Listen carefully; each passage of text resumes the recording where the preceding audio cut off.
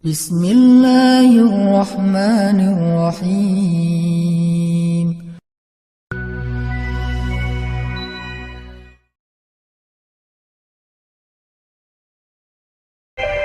Belajar dari Sayyidah Khadijah. Jangan berputus asa. Jangan pesimis. Perbaiki aja diri kita, nanti Allah yang akan memperbaiki calon jodoh kita. Sehingga di usia 40 tahun, Allah berikan kepada Khadijah seorang suami yang lebih muda 15 tahun dari beliau. Bukan hanya lebih muda, kalau bahasa kita berondong, bukan hanya lebih muda, tapi solih, tajir, Nabi pula, kekasih Allah, ideal banget. Secara fisik sempurna. Jadi kalau kita pengen seperti Khadijah yang dapat suami seorang Rasulullah SAW, maka jangan cuma baca sejarahnya, jangan cuma tahu kisahnya, ikutin. Apa yang kita nggak punya contoh? Semua masalah kita itu udah ada contohnya.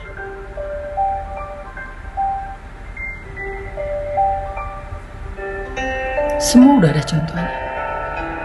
Kita yang ngerasa kayak hidup kita banyak ujian, kenapa ya setelah saya hijrah kok hidup saya banyak masalah? Perasaan dulu sebelum hijrah kayak nggak ada masalah. Sebelum hijrah kayak lempeng-lempeng aja. Sebelum hijrah hidup saya happy-happy aja. Tapi kenapa setelah hijrah masalah datang silih berganti dan gak beres-beres? Malah semakin hari semakin berat. Semakin hari kayaknya masalahnya, bebannya semakin nambah. Kenapa ya? Belajar dari Bilal. Belajar dari Bilal. Sebelum Islam, Bilal itu gak pernah disiksa. Dia budak, tapi dia diperlakukan dengan baik. Dia disuruh kerja, ngurus ternak, ngurus rumah, ngurus kandang. Memang dia bekerja kepada tuannya. Tetapi dia tidak pernah disakiti, gak pernah disiksa, hanya disuruh kerja. Lalu setelah dia masuk Islam, dia beriman kepada Allah, dia berhijrah dari kufur kepada iman. Tiba-tiba qadarullah, dia lagi sholat, ketangkep sama tuannya. Dan tuannya ngerasa sangat malu kepada tuan-tuan yang lain, gengnya yang lain, pemuka-pemuka Quraisy yang lain. Ngerasa malu karena gak mampu menahan budaknya sendiri dari mengikuti Muhammad. Budak aja gak bisa diatur, kan malu. Budak aja gak bisa dihalangi, kan malu. Budak aja gak bisa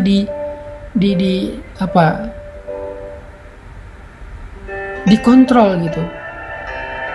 Kok bisa budaknya aja lepas kendali sehingga beriman kepada Muhammad yang beda kabilah, sehingga mengikuti ajaran Muhammad yang beda suku, sehingga Umayyah bin Khalaf merasa sangat malu dengan imannya Bilal.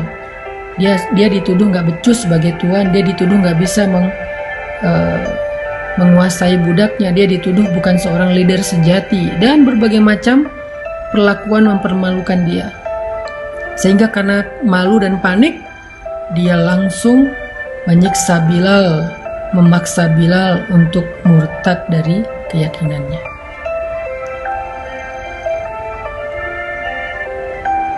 Bilal mendapatkan siksaan justru setelah Islam. Apakah Bilal mengatakan ini gara-gara saya beriman, saya hidupnya jadi susah? Gak pernah Bilal ngomong kayak gitu. Apakah Bilal mengatakan, ya Allah, apa maumu? Setelah saya beriman, kenapa engkau beri saya ujian, bukannya diberi kenikmatan dan kebahagiaan? Gak pernah Bilal ngomong kayak gitu. Apakah Bilal mengatakan, ya Allah, saya nyesal udah beriman, tahu gini saya gak akan mau masuk Islam? Gak pernah terbersit sekalipun kayak gitu. Gak pernah Bilal berpikir bahwa hidupnya menjadi susah karena Islam. Gak pernah Bilal berpikir dia menyesal dengan keimanannya. Gak pernah dia ngerasa bahwa masalah dia itu justru setelah dia mendapatkan hidayah. Enggak pernah kayak gitu. Semakin disiksa dia semakin yakin dan bergantung sama Allah. Semakin disiksa dia semakin bergantung sama Allah. Bukan semakin melemah pegangannya ke Allah, semakin erat pegangannya ke Allah. Kalau kita kan semakin diuji, pegangan kita ke Allah jadi makin renggang ya. Jadi ragu, Allah benar gak sih mau nolong saya? Allah tuh janjinya tepat gak sih ke saya? Kok Allah gini sih sama saya? Apa maunya Allah? Makin renggang, makin renggang, makin renggang. Nauzubillah sampai akhirnya putus asa, melepaskan pegangan kepada Allah, belok arah. Ada yang sampai murtad, ada yang bunuh diri, ada yang mencuri karena putus asa dengan rezeki yang halal, ada yang akhirnya berzina karena putus asa mencari jodoh. Makin diuji makin renggang. Kalau Bilal makin diuji makin erat pegangannya.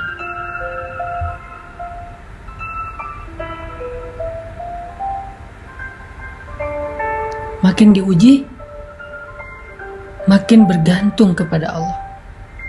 Dengan kalimat apa? Ahadun ahad. Ahadun ahad.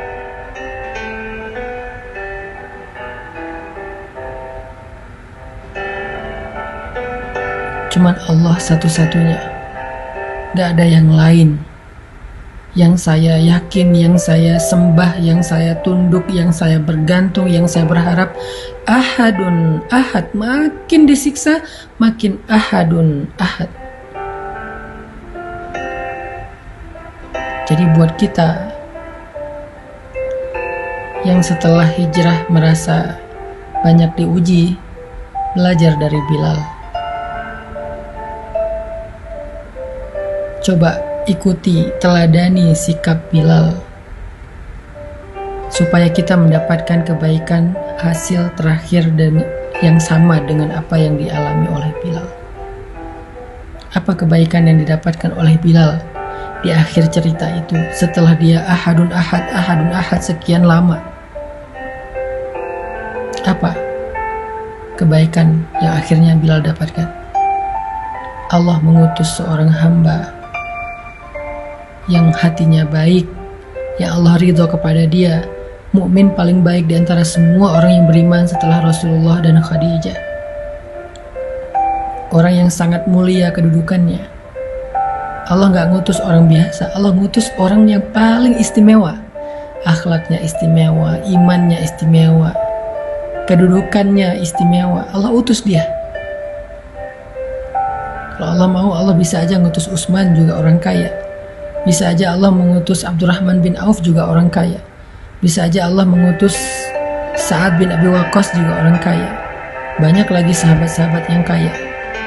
Tapi Allah pilih dari mereka semua yang paling baik akhlaknya, yang paling baik kedudukan dan kemuliaannya, yang paling baik imannya. Abu Bakar As-Siddiq. Allah gerakkan hati Abu Bakar untuk datang. Allah gerakkan hati Abu Bakar untuk menolong Bilal. Lalu Abu Bakar datang bilang ke Umayyah bin Khalaf, "Ya Umayyah, apa untungnya kamu menyiksa budak seperti Bilal? Jual aja dia kepada saya, sehingga kamu bisa tenang dan mendapatkan keuntungan.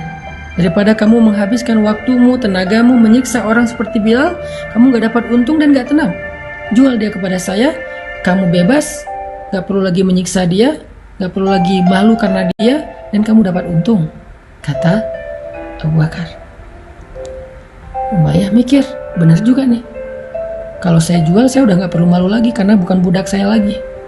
Dan saya gak perlu capek-capek menyiksa Bilal, karena ketika menyiksa Bilal yang terlihat tersiksa itu bukan Bilal tapi Umayyah. Plus saya dapat untung dari menjual budak yang udah gak bisa lagi saya kendalikan. Karena kalau saya biarkan gak dijual pun saya gak bisa pakai budak ini. Mending saya jual aja, mumpung ada yang beli. Umayyah mikir gitu.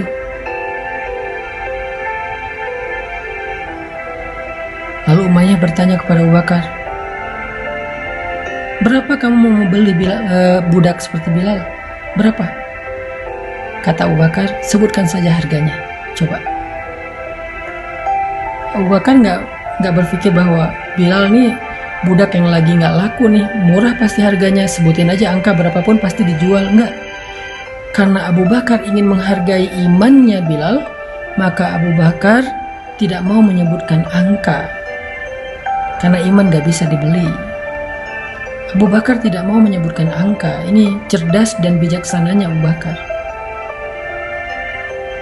Kata Umayyah, berapa kamu ingin membeli Bilal? Kata Abu Bakar, sebutkan harganya, sebutkan angkanya. Seolah-olah berapapun yang kamu sebutkan akan saya beli.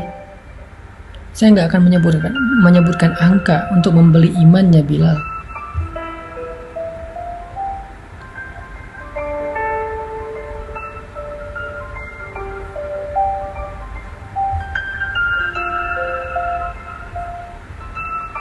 Lalu Umayyah menyebutkan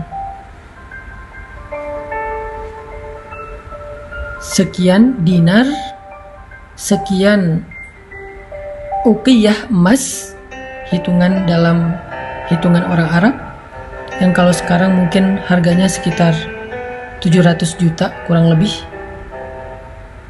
atau mungkin lebih dari itu persisnya.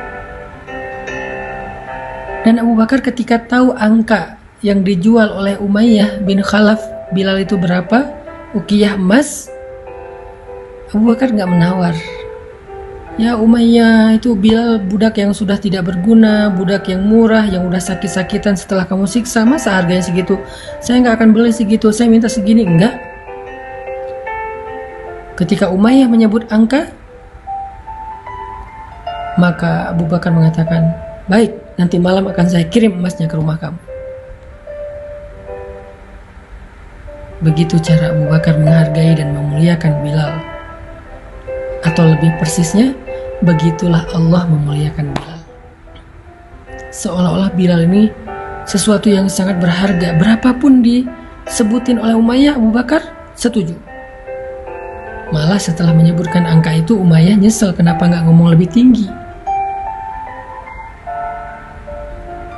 Ada seorang laki-laki bilang kepada Abu Bakar, ya Abu Bakar, kamu membeli Bilal dengan harga yang sangat mahal. Apa kata Abu Bakar? Demi Allah, kalau Umayyah meminta 10 kali lipat dari harga itu, saya akan tetap membayarnya untuk membebaskan Bilal. Gak akan saya tawar. Umayyah yang nyesel kenapa nyebut angka segitu, padahal itu udah ketinggian. Nanti malam saya kirim. Lalu setelah akad jual beli, Abu Bakar datang kepada Bilal, melepaskan ikatan Bilal, memberi minum kepada Bilal yang sedang tersiksa kesakitan, membelai rambut Bilal, memeluk Bilal untuk menenangkannya, sebagai tanda bahwa dia udah punya saudara sekarang, yaitu Abu Bakar As-Siddiq. Dia dilindungi oleh Abu Bakar, dia aman, gak usah takut lagi. Kemudian membantu Bilal, memapah Bilal untuk berdiri tegak. Ketika Bilal sudah berdiri tegak, Abu Bakar mengatakan,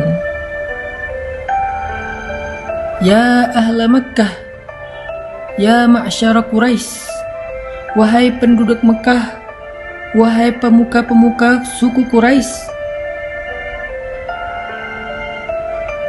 ketahuilah sesungguhnya Bilal adalah saudara saya di dunia dan di akhirat, bukan budak saya.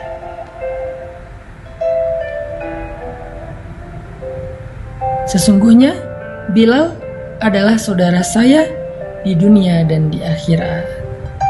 Itu sebuah deklarasi bahwa Bilal sudah menjadi orang yang merdeka, dibebaskan oleh Abu Bakar. Abu Bakar membeli Bilal bukan untuk jadi budak. Abu Bakar menebus Bilal untuk dimerdekakan. Bukan hanya merdeka dan hidup sendiri, tetapi menjadi saudara yang kehidupannya ditanggung, dijamin oleh Abu Bakar. Dan Abu Bakar berharap itu menjadi persaudaraan yang kekal sampai ke surga. Itulah kesudahan yang baik. Itulah happy ending. Itulah pertolongan Allah yang tidak terduga-duga yang Allah berikan kepada Bilal setelah dia bersabar dan bergantung kepada Allah saat-saat dia diuji.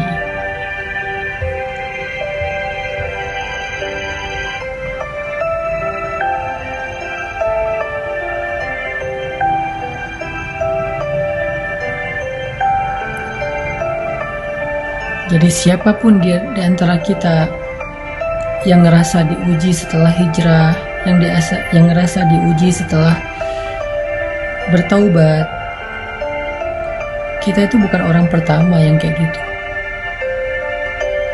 Walaqad fatanna alladhina min qablihim falaya'lamanna Allahu alladhina shadaqu. Allah udah menguji orang sebelum kita. Salah satunya Bilal, maka belajarlah dari Bilal. Masih banyak nama-nama orang lain, sahabat-sahabat lain yang diuji juga setelah berhijrah atau setelah bertaubat ataupun masuk Islam. Termasuk nanti ada nama Mus'ab bin Umair, ada Sumayyah, ada Yasir, ada Ammar, ada Dhinnaira, ada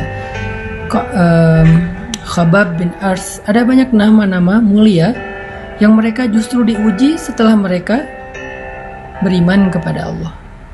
Jadi kita yang ngerasa punya cerita yang sama, walaupun mungkin cerita kita receh lah, lebih ringan dibandingkan mereka, maka belajarlah dari mereka. Kalau pengen dapat hasil yang sama dengan mereka, kalau pengen dapat kebaikan yang sama dengan mereka, belajarlah dari mereka. Gak ada yang baru di bawah langit kita.